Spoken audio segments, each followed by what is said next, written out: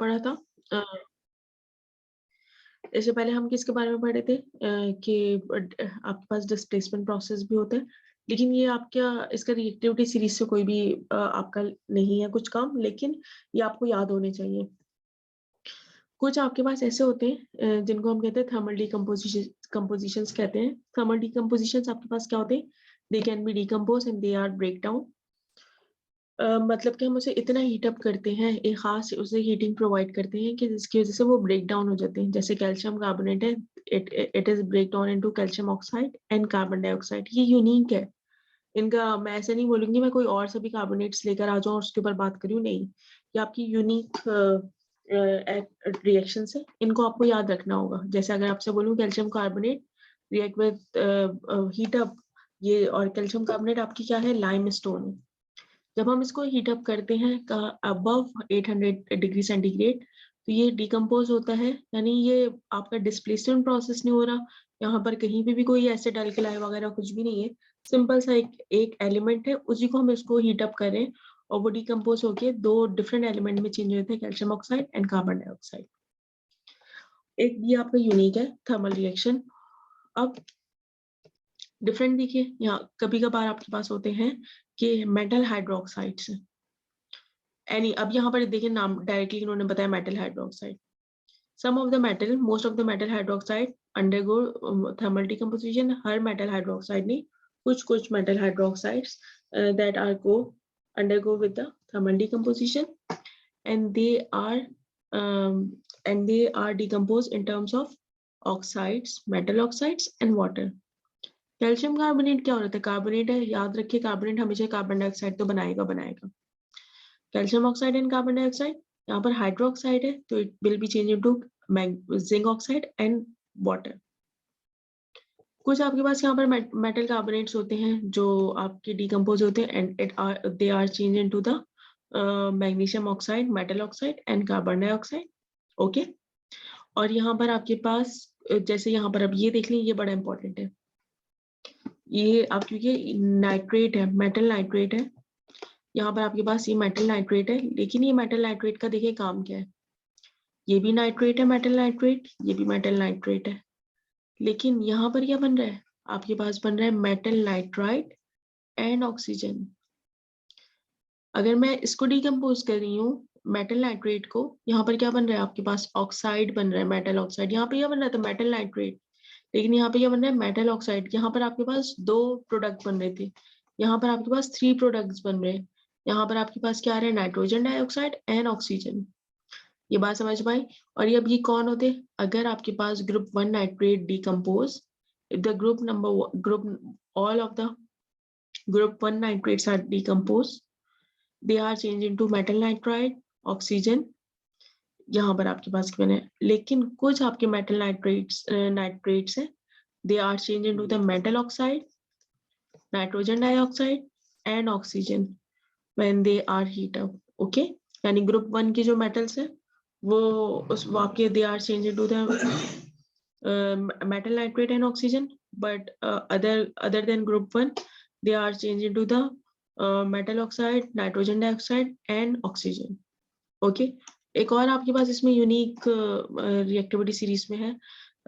ये आपके पास है कि एल्युमिनियम जो आपके पास है when they are react with oxygen they are become the aluminum oxide आपके पास बनेगा। ठीक है, ये आपका यहाँ पर आपके पास डिफरेंट इन्होंने रिएक्शंस आपको दिखा दिए, यानी कि रिएक्टिविटी मेटल्स के ऊपर बात करेंगे तो रिएक्टिविटी सीरीज इंपॉर्टेंट हो जाएगी, और जब रिएक्टिविटी सीरीज इंपॉर्टेंट हो जाएगी तो इसका मतलब है कि आपके डिफरेंट रिएक्शंस को आप सीखेंगे। ओके, अब यहाँ पर इन्होंने आपके पास एक चीज इन्होंने एक और आपको बताई है। ये बात पहले इसको डिस्कस हो चुकी थी। अब इधर देखिए, आपको पता चल गया रिएक्टिविटी सीरीज आपके पास क्या है। रिएक्टिविटी सीरीज पोटेशियम यहाँ पर आपके पास गिवन है। देखिए रिएक्टिविटी सीरीज कुछ चीजें कम ज्यादा है उससे कोई फर्क नहीं पड़ता, लेकिन ये रिएक्टिविटी सीरीज का एक पैटर्न है। कुछ एलिमेंट्स कम है या तो उससे कोई प्रॉब्लम नहीं है। देखिए इसमें बात क्या की जा रही है उसको इम्पोर्टेंट है वो देखिए। यहाँ पर आपके पास क्या है, इसमें इन्होंने वर्ड लिखा है, इन्होंने the reduction of the reduction. यहाँ पर क्या कर रहे हैं? रिड्यूस कर रहे हैं किसको? Metal oxide. रिडक्शन, हम reduction of the metal oxide with carbon. अगर आपके पास मेटल ऑक्साइड को रिएक्ट करवाएं कार्बन से, देख लें आपके पास प्योर आपके पास यहाँ पे क्या मिल गया, आपको प्योर मेटल मिल गया। प्योर मेटल मतलब इसके साथ कुछ भी नहीं है, कॉपर अलोन हो चुका है। Copper oxide react with carbon, carbon है क्या, कार्बन आपका नॉर्मली आपका किस फॉर्म में मौजूद होता है, कोल, इन टर्म्स ऑफ कोल कोयला, जो बहुत इजीली आपके पास अवेलेबल होता है, और ये इट इज वेरी चीप। ठीक, तो अब इसमें खास बात आपको समझ में आ गई। अच्छा देखिए अब है क्या, potassium, sodium, calcium, magnesium, they are the oxide, zinc oxide, iron oxide, they are the oxides and silver. इसमें क्या हुआ कि they are not, these oxides are not reduced with carbon. हमने बोला ये कार्बन से रिड्यूस नहीं होंगे, हमने कहा ये कार्बन से रिड्यूस हो जाएंगे, और ये जो ऑक्साइड्स है इज रिड्यूस बाय हीटिंग, और सिल्वर ऑक्साइड को आप हीटअप के थ्रू, हीटिंग के थ्रू आप क्या कर सकते हैं, रिड्यूस कर सकते हैं। ठीक है, अब जरा इसमें देखिए रिएक्टिविटी सीरीज आपके पास क्या है, इनकी बात आपने समझ ली, आप इधर देखिए, ये आपकी रिएक्टिविटी सीरीज है।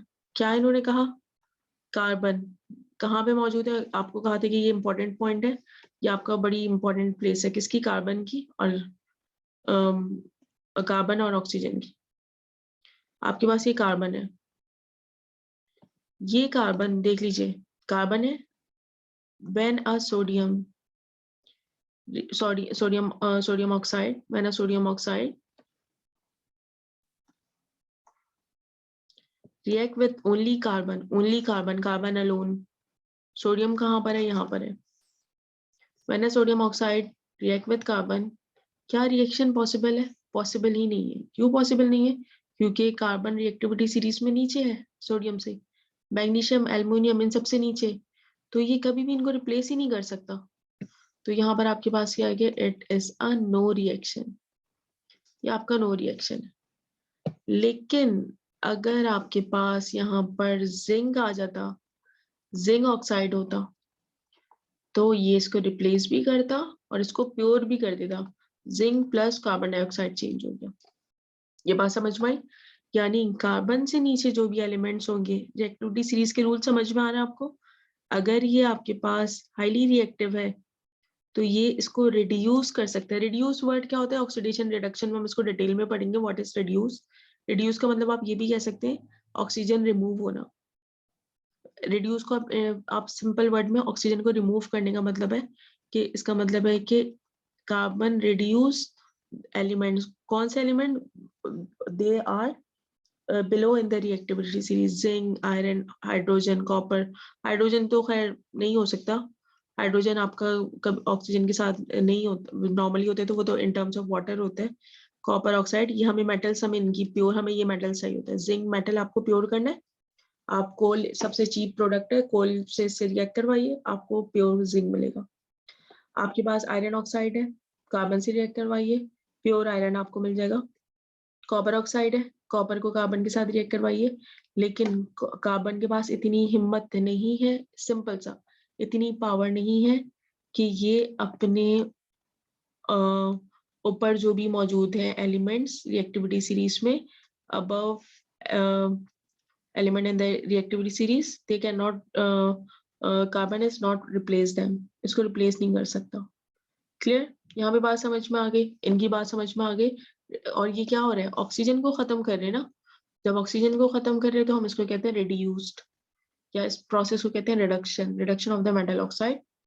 यानी मेटल ऑक्साइड में से कार्बन को हम, कार्बन क्या कर रहे हैं, ऑक्सीजन को रिमूव कर रहे हैं। Okay,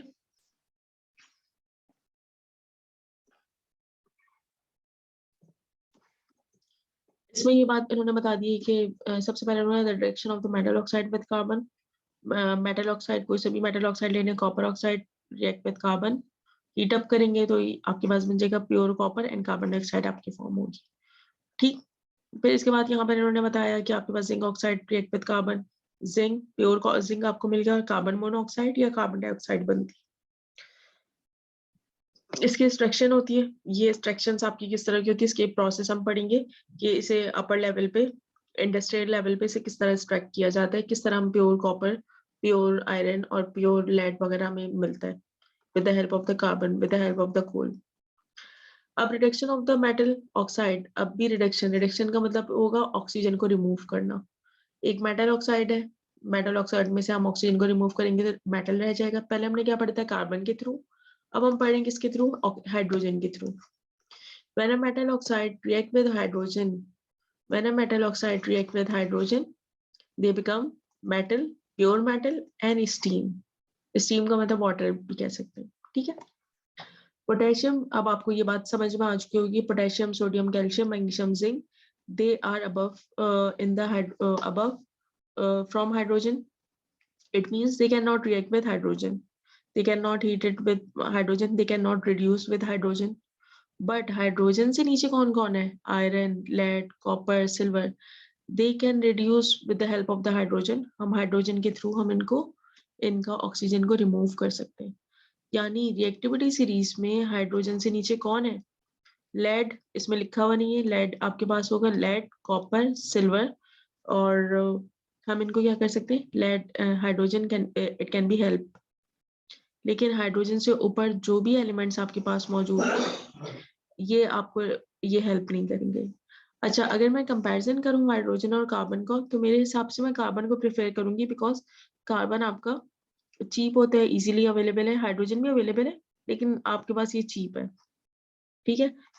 in terms of coal आपको मिल सकता है, हाइड्रोजन गैस आपके पास अलग से होनी चाहिए, फिर आप इसमें कर सकते हैं। अच्छा, एग्जाम्स में किस तरह के क्वेश्चन आ सकते हैं, पोटेशियम, सोडियम, आपसे ये पूछ सकते हैं कि ये कौन सा रिएक्शन है, एक्सप्लोसिव रिएक्शन है, या when they react with steam it is a slow reaction। आपको ये रिएक्शंस की प्रॉपर्टीज भी पता होनी चाहिए, ठीक है। अच्छा, अभी हम क्या पढ़ चुके थे, डिस्प्लेसमेंट रिएक्शन। डिस्प्लेसमेंट रिएक्शन क्या था, when a iron react with copper sulfate, copper sulphate, आप चेक कर लें क्या ये पॉसिबल है या नहीं है। कैसे चेक करेंगे, रिएक्टिविटी सीरीज में जाएंगे। आयरन कहाँ पर आपका, आयरन ये है और कॉपर ये है। Iron replace copper sulfate? Yes, it can replace copper sulfate because iron is alone and iron is highly reactive as compared to copper. So it can be easily react with copper sulfate.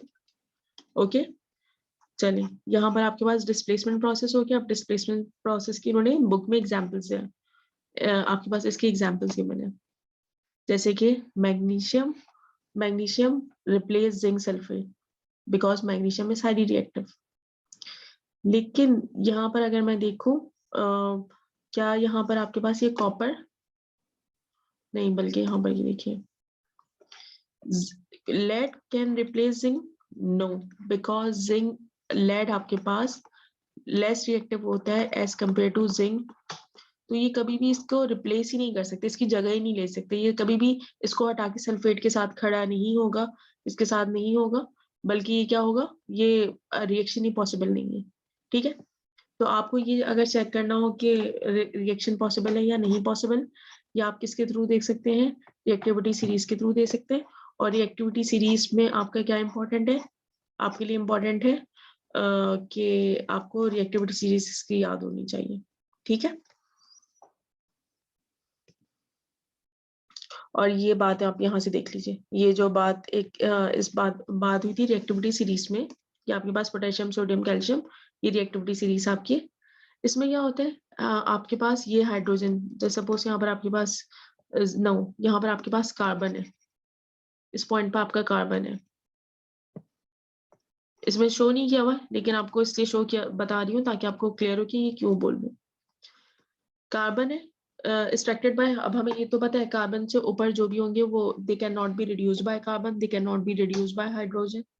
अब ये कैसे हम इसको pure करते हैं, we have to pure them with the help of the electrolysis process. Electrolysis process के through हम इसको करते हैं, और इसको हम प्रेफर हम क्यों कम करते, because it is expensive reaction.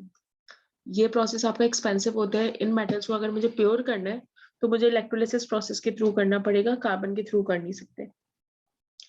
ये वाले जो होते हैं, ये जो कार्बन और हाइड्रोजन से नीचे जो एलिमेंट्स होते हैं, कार्बन हाइड्रोजन से नीचे, यहाँ पे हाइड्रोजन होता है आपका, कार्बन हाइड्रोजन से नीचे, दे can be reduced with the help of the hydrogen and the carbon. और नॉर्मली हम किसके थ्रू करते हैं, कार्बन के थ्रू करते हैं।